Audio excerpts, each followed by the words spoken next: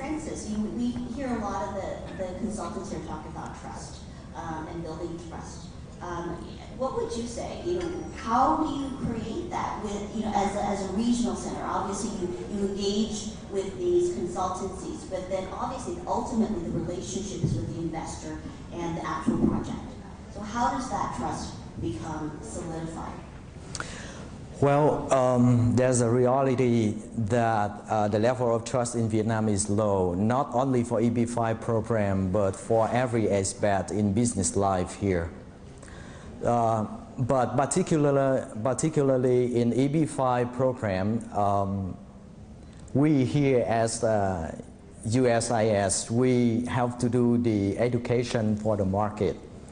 That means we organize conference and then we deliver the global citizenship topic.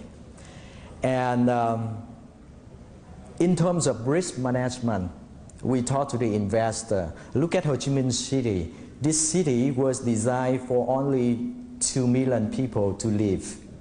But now the population is at 10 officially, and probably 12 million people unofficially. So people can see the infrastructure, the environment, the pollution, all these things.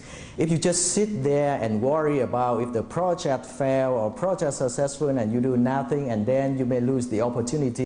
So we use this type of approach to talk to different people. And now we established our office in key cities, Hanoi, Ho Chi Minh City, Da Nang, and Cần Thơ. And depends on the geography, we have a different type of approach to the investor there. So basically people can feel that. I mean, the chances in the living condition and all these things, we use these key messages as a unique selling point to talk to investor. So I've been told that we have about 10 minutes left, and I've been asking all the questions, and I know a lot of you out there probably have questions too. You're welcome to write them down and bring them up to me, or I think we have some helpers who can bring around microphones. Do we have any questions in the audience for our panel members? Good afternoon, thank you. You mentioned the Vietnamese culture of taking a long time to make a decision about whether or not to invest in a project, and that sometimes this can take up to a year. Given that a lot of the projects that get presented are usually in the funding phase and are looking to be funded within the foreseeable future, how do you expect to bridge the funding calendar in the immediate need, let's say the next quarter, with the expectation of the family and trying to get to know the project and do a business?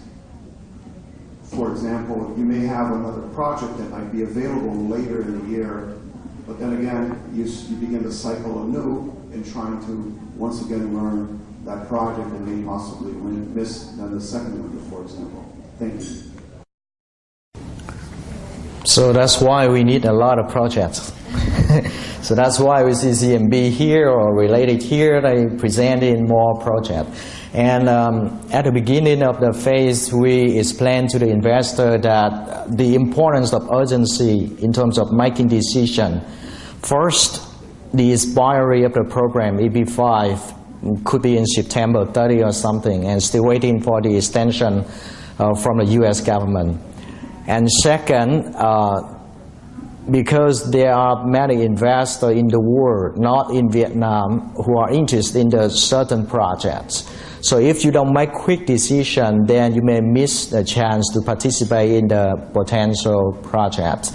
But no worries, we have in the list many potential projects too, and at the time you are making decision, we introduce the suitable projects for you. So.